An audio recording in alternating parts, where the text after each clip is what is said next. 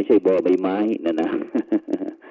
ช่วยกันจะเอาลักศีลธรรมเข้าไปอย่าฮือหน้าจอมือถือมอมใจนะลูกหลานหลงยุคสมัยอบต.ขอใจคนไทยช่วยกันนะฉะนั้นหมู่เอาคนไทยทุกว่าทุกคนก็ต้องช่วยกันนะต้องช่วยกันไม่ใช่ว่าจะไปยกมือพระท่านใดท่านหนึ่งบางท่านบางคนก็เวลาเราเด็กอ่อนไปอยู่โรงเรียนนะก็พยายามบอกว่าโรงเรียนจะต้องดูแลรับผิดชอบนะแต่เวลามาอยู่บ้านโรงเรียนตั้งวัดก็บอกว่าพ่อแม่ก็ต้องรับผิดชอบเวลามาอ่อนมาอยู่วัดก็โรงเรียนกับบ้านอาจจะบอกว่าวัดก็ต้องรับผิดชอบนะซึ่งความจริงแล้วก็มีส่วนทั้งหมดเลยนะที่เขาจะต้องรับผิดชอบนะเพราะว่าพวกเราเนี่ยสร้างต้นขึ้นมาแล้วนะเมื่อสร้างขึ้นแล้วเขาจะทำอย่างไรนะเด็กอ่อนยุวชนเยาวชนต่างๆที่เกิดมาดูโลกแล้วเนี่ยจะได้พบแต่สิ่งที่ดีงามฉะนั้นบุคคลที่มีความสำคัญต่างๆเหล่านี้จะต้องมาคิดสร้างสรรค์เสริมเติมแต่งเตรียมความพร้อมเอาไว้ให้กับบรรดาเด็กอ่อนที่กำลังจะเกิดขึ้นมาพบในโลกโดยเฉพาะในประเทศไทยของเราโดยจะมีสถาบันหลักของเราก็คือเรื่องชาติศาสนาพระมหากษัตริย์ต่างๆฉะนั้นก็ในช่วงนี้ก็จะเป็นการนำศีลห้ามาแก้ปัญหาในชุมชนสังคมประเทศชาติของเราอย่างเต็มรูปแบบแต่จะรอแต่ฝ่ายคณะสงฆ์อย่างเดียวก็ไม่ได้นะคณะศรัทธาญาติโยมคนไทยทุกคนก็ต้องมีส่วนร่วมจะต้องมีความร่วมมือด้วยเขาจะต้องมีสัจจะมีความซื่อตรงโดยเฉพาะหลังจากที่เสร็จจากบ้านหม้อเรียบร้อยแล้วก็พระเดชพระคุณเจ้าคุณสมเด็จพระวรรณรัตน์กรรมการมหาเถรสมาคมก็ได้เดินทางมาเปิดโครงการป้ายโครงการสัมมาชีพที่วัดลำปงตะโพธารามตำบลสุเทพอำเภอเมืองจังหวัดเชียงใหม่ที่พระสงฆ์องค์เจ้าได้มองเห็นความสำคัญที่หน่วยอบรมประชาชนประจำตำบลที่คณะศรัทธาญาติโยมได้ทำงานในโครงการอบต.หน่วยอบรมประชาชนประจำตำบลก็ได้นำสินค้าเหล่านั้นเป็นก็มาตั้งศูนย์สัมมาชีพขึ้นที่วัดลำปงตะโพธารามเป็นต้นแบบไว้เพื่อที่หน่วยอบรมประชาชนประจำตำบลต่างๆได้มองเห็นความสำคัญว่าเขาจะต้องมีสถานที่โชว์สินค้าหรือว่าศูนย์จำหน่ายต่างๆบอกว่าจะเป็นตึงสร้างก็ต้องให้การประเมินเช่นเดียวกันว่าผลงานโครงการแบบนี้มีความประสบผลสำเร็จสักเท่าใดถ้าต่อไปเขาก็จะได้ขยายไปตามวัดต่างๆบอกว่าจะเป็นที่วัดพระสิงห์วัดดอยสุเทพวัดสันดอกวัดเจดีย์หลวงวัดพระธาตุสีจอดรองวัดใหญ่ๆต่างๆเหล่านี้ที่ขณะมีคณะศรัทธาญาติโยมเดินทางไปเนี้ยเพื่อที่เขาก็จะได้นำสินค้าคล้ายกับสินค้าโอท็อปสินค้าโอท็อปเช่นเดียวกันแต่เป็นผลงานของหน่วยอบรมประชาชนประจำตำบลในหมู่บ้านหรือว่าตำบลนั้นๆที่คณะศรัทธาญาติโยมได้ผลิตขึ้นมานี่ก็เป็นผลงานจากทำมือจากหัตถกรรมทำมือจากชุมชนสังคมประเทศชาติเขาก็จะการกู้งเงินต่อไปซึ่งหลังจากที่เสร็จจากที่วัดพระลำปงตะโพธารามแล้วผู้จัดเองก็เดินทางไปตรวจเยี่ยมติดตามโครงการหมู่บ้านรักษาศีลห้าที่วัดหัวลินตำบลทุ่งสะโตกอำเภอสันปะตองจังหวัดเชียงใหม่ซึ่งที่วัดหัวลินนั้นก็ได้นำผลผลิตหรือว่าฝีมือผลงานของชุมชนสังคมชุมชนบ้านหัวลินแล้วก็ภายในตำบลทุ่งสะโตกแล้วก็หน่วยอบรมประชาชนประจำตำบลในอำเภอสันปะตองก็ได้มาร่วมจัดการแสดงเป็นในฐานะตัวแทนของคณะสงฆ์จังหวัดเชียงใหม่ซึ่งก็ได้รับการชื่นชมจากคณะกรรมการตึงจากส่วนกลางแล้วก็หนเหนือโดยเฉพาะจังหวัดเชียงใหม่หรือว่าลำพูนของเขานี่ก็จะเป็นต้นแบบของโครงการหน่วยอบรมประชาชนประจำตำบลผลงานผลผลิตต่างๆฉะนั้นการตรวจเยี่ยมโครงการหมู่บ้านรักษาศีลห้าที่จังหวัดเชียงใหม่ก็จะมีบรรดาคณะสงฆ์พระมหาเถระบอกว่าจะเป็นเจ้าคณะจังหวัดรองจังหวัดเจ้าประธานหน่วยอบรมประชาชนประจำตำบลทั่วประเทศเป็นก็จะซุ่มเข้ามาเยี่ยมเดินทางมาความจริงนี่คณะกรรมการนั้นก็บอกเกิน10กว่าลูกนอกนั้นก็จะเป็นคณะผู้สังเกตการเพื่อที่จะได้นำผ ลงานหน่วยอบรมประชาชนประจำตำบลในจังหวัดเชียงใหม่หรือว่าจังหวัดลำพูนเขาเนี่ยไปเป็นต้นแบบต้นฉบับเพราะว่าทุกตำบลนะหลายปันนะ6-7 ปันนะหน่วยอบรมประชาชนประจำตำบลเขาเนี่ยจะต้องมีหน่วยนี้ถือว่าเป็นหน่วยที่ใกล้ชิดประชาชนโดยเฉพาะเป็นการร่วมมือระหว่างพระสงฆ์องค์เจ้าส่วนข้าราชการบ้านเมืองทั้งภาครัฐภาคเอกชนต่างๆที่ช่วยกันดูแลชุมชนสังคมให้เกิดความสันติสุขปรองดองสมานฉันท์ฮักกันเหมือนพี่ดีกันเหมือนน้องปรองดองกันเหมือนญาตินะหลังจากที่เสร็จจากที่วัดหัวลินตำบลทุ่งสะโตกอำเภอจอมทองจังหวัดเชียงใหม่เรียบร้อยแล้วก็ถือว่าเมืองเชียงใหม่ของเรานั้นทั้ง2 หน่วยสอบผ่านนะสอบผ่านทั้ง2 หน่วยเพราะว่าถือว่าเป็นต้นฉบับต้นแบบนะซึ่งก็ได้รับการร่วมแรงแข่งขันนะจากบรรดาพี่น้องคณะสัตยาญาติโยมนะภายในหมู่บ้านแล้วก็บ้านใกล้เรือนเคียงนะ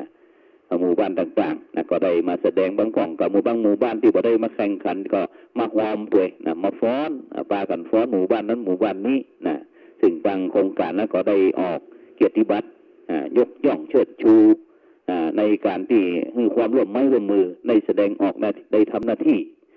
ของเจ้าพุทธอย่างแท้จริงนะหลังจากนั้นก็วันที่2 ตุลานี้ก็เดินทางไปที่จังหวัดลำพูนนะจังหวัดลำพูนนี่ก็ไปที่บ้านโฮ่งนะวัดลายแก้วนะบ้านลายแก้วตำบลวังผางไม่ใช่อำเภออย่างก็บ้านเหล่านี่เนาะ ที่บ้านโฮ่งนะก็คือบ้านลายแก้วนะบ้านลายแก้วนี่เป็นก็มีประวัติความเป็นไปเป็นมานะแล้วก็ได้พรีเซนต์เสนอผลงานนะกับบรรดาคณะกรรมการนะจากส่วนกลางนะคณะส่วนกลางนั้นก็มี3 ลูกนะก็มีพระเดชคุณหลวงพ่อพระเดชศาสนาภิบาลประธานตรวจเยี่ยมนะโครงการหมู่บ้านรักษาศีล 5แล้วก็มีพระเทพปัญญาพรนะจากวัดตากฟ้าแล้วก็หลวงพ่อพระเทพปัญญาโมลีนะจากวัดประชุมโยธีจังหวัดพังงาลูกแม้แต่จังหวัดพังงาด้วยบรรดาท่านผู้ฟังทั้งหลายก็เป็นคณะกรรมการเช่นเดียวกันนี่ครับกรรมการส่วนกลางส่วนกรรมการโหนนั้นก็ประมาณเกือบ10 ลูกนะก็เดินทางไปตลอดทัวร์กันตั้งที่บ้านลายแก้วตำบลลายแก้วอำเภอบ้านโฮ่งจังหวัดลำพูนแห่งที่1เสร็จแล้วก็ฉันพระทหารเพลแล้วก็ไปที่วัดดงหลวงตำบลวังผางอำเภอเวียงหนองหล่องจังหวัดลำพูนเช่นเดียวกันซึ่งอยู่ติดกับน้ำแม่ปิงก็มีวิถีชีวิตชุมชนต่างๆนะซึ่งก็ได้แสดงออกถึงการประยุกต์ใช้เมื่อบุคคลที่อยู่ใกล้น้ำแล้วมีโครงการอะไรอย่างต่างๆมีความเกี่ยวข้องกับวัดกับวาต่างๆซึ่งคณะกรรมการก็ได้พรีเซนต์กันถึงคณะกรรมการโครงการหมู่บ้านวัดดงหลวงซึ่งก็มีท่านอาจารย์พระครูอย่างก็ สุภกิจเนาะ อาจารย์มหาจำลองแต่ก่อนนี้ก็อยู่ที่วัดอย่างก็ตีอันหายานี่นะวัดธาตุคำแต่ก่อนอยู่เป็นนั้นอยู่ที่วัดธาตุคำตำบลหายาแล้วก็สอนหนังสือเป็นรองผู้อำนวยการที่โรงเรียนธรรมราชศึกษาซึ่งก็มีความคุ้นเคยกันก็ได้แนะนำกันไปซึ่งก็ผ่านไปด้วยความเรียบร้อยช่วงนี้ก็ได้พัก2 วันเนี่ยวันที่3ที่4วันที่3ที่4ก็ได้พักก็คือวันเนี้ยแล้วก็วันพรุ่งนี้วันหนึ่งซึ่งวันพรุ่งนี้ก็ถือชื่อว่าพักบ่ได้แต่วันพรุ่งนี้ก็ตั้งศูนย์ศึกษาพระพุทธศาสนาวันอาทิตย์วัดกระสิงห์วรมหาวิหารในฐานะที่เป็นผู้อำนวยการศูนย์ศึกษาพระพุทธศาสนาวันอาทิตย์ก็จำเป็นที่จะต้องนำบรรดาเยาวชนนักเรียนที่พร้อมถึงผู้ปกครองใช้เวลาว่างให้เป็นประโยชน์เดินทางมาเรียนในภาคเจ้าก็จะเรียนเป็นเรื่องธรรมะศึกษาเหมาะสมแก่วัยกับผู้เรียน ร็จแล้วก็ในภาคบ่ายนั้นก็จะมีการเสริมภาษาเข้ามาบวกเป็นภาษาจีนภาษาญี่ปุ่นภาษาอังกฤษภาษาล้านนาสล้อซอซึงต่างๆนะขึ้นก็พยายามเสริมสร้างกับบรรดาผู้เรียนต่างๆนั้นได้มีทางเลือกเพราะว่าในปัจจุบันนี้เรื่องภาษาก็สำคัญเรื่องภาษาก็สำคัญฉะนั้นก็วันพรุ่งนี้การเรียนการสอนก็ตามปกติพรุ่งนี้การเรียนการสอนตามปกติอาทิตย์ก่อนนั้นก็มีนักเรียนมาหลายทั้งผู้ปกครองมาส่งนักเรียนก็ดีทางศูนย์นั้นก็ได้ประกาศไปแล้วว่าอาทิตย์ก่อนนั้นหยุดนะแต่ผลก็มากันนะแต่อาทิตย์นี้ก็บอกว่าเรียนตามปกตินะฉะนั้นก็เจริญพรบรรดาผู้ปกครองนักเรียนนักศึกษาต่างๆใครที่มีความสนใจใช้เวลาว่างให้เป็นประโยชน์ก็เรียนเชิญเจริญพรนะเวลาตั้งแต่8 โมงเช้านะที่พระวิหารไหลคำแล้วก็ขึ้นเฮียนห้องเตียกันตึกพระธรรมสิทธาจารย์5 ชั้นนะแล้วก็ในภาคกลางวันก็มีข้าวเลี้ยงนะข้าวเลี้ยงเป็นอาหารกล่องเสร็จแล้วก็เวลาประมาณสักเที่ยงครึ่งนั่นก็เริ่มเฮียนในภาคบ่ายต่อไปซึ่งวันศุกร์ที่ผ่านมานั่นก็ตะวานี่ความจริงที่โรงเรียนวัฒโนไทยพายัพนะก็ทางผู้อำนวยการพร้อมถึงคณะครูนักเรียนตนก็ได้จัดทำบุญห้องจริยธรรมนะเพื่อที่จะเป็นสถานที่ใช้ประกอบพิธีทางพระพุทธศาสนานะซึ่งปีนี้ก็มีโครงการทำบุญตักบาตรตลอดพรรษาทุกวันศุกร์นะที่โรงเรียนวัฒโนไทยพายัพนะซึ่งทางท่านผอ.ทิติวัฒน์นะเป็นก็ทิตินัทเนาะเป็นก็ได้มอบหมายนะบรรดาคณะครูบาอาจารย์ต่างๆได้คัดเลือกนักเรียนตั้งแต่ชั้นม.1 แล้วก็ชั้นม.4เอานักเรียนชั้นม.1 กับม.4 เข้าไปทำบุญตักบาตรตลอดพรรษามีการไหว้พระมีการสมาทานศีลเจริญจิตภาวนาแล้วก็แผ่เมตตานะเหมือนกับเอาไปวัดเนี่ยคณะสัตยาญาติโยมทั้งหลายก็มีตึงใส่ขันดอกนี่นะขันศีลไหว้พระสมาทานศีลแล้วก็กล่าวคำถวายทานต่างๆนะเพื่อที่จะปลูกฝังจารีตประเพณีแบบศาสนพิธีเบื้องต้นนะกับบรรดานักเรียนแล้วก็คุณครูต่างๆเพื่อที่ได้มีโอกาสก็จะได้นำไปใช้ให้เป็นประโยชน์ต่อชุมชนสังคมประเทศชาติต่อไปฉะนั้นก็บอกว่าวันศุกร์หน้านี้ก็ตรงวันที่16เนาะ16นี่ก็น่า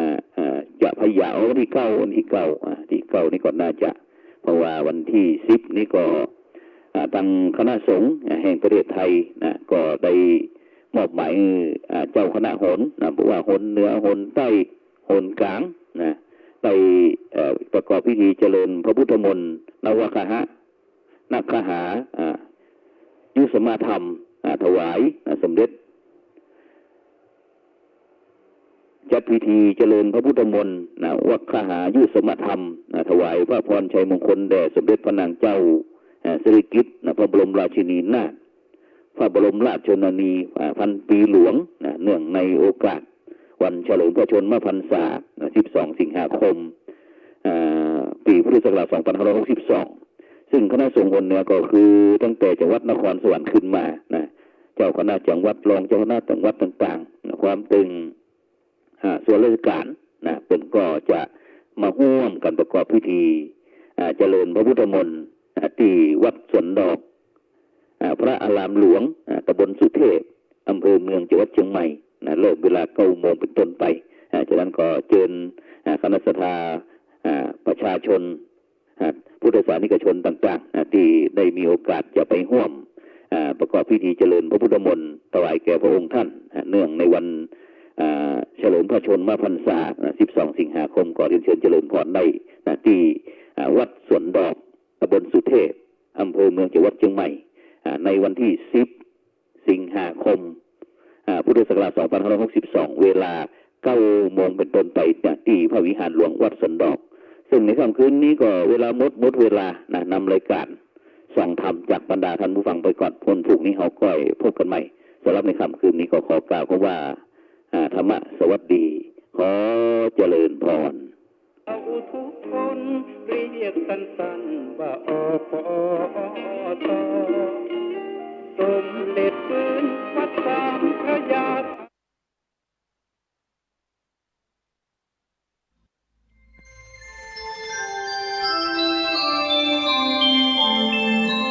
ขณะนี้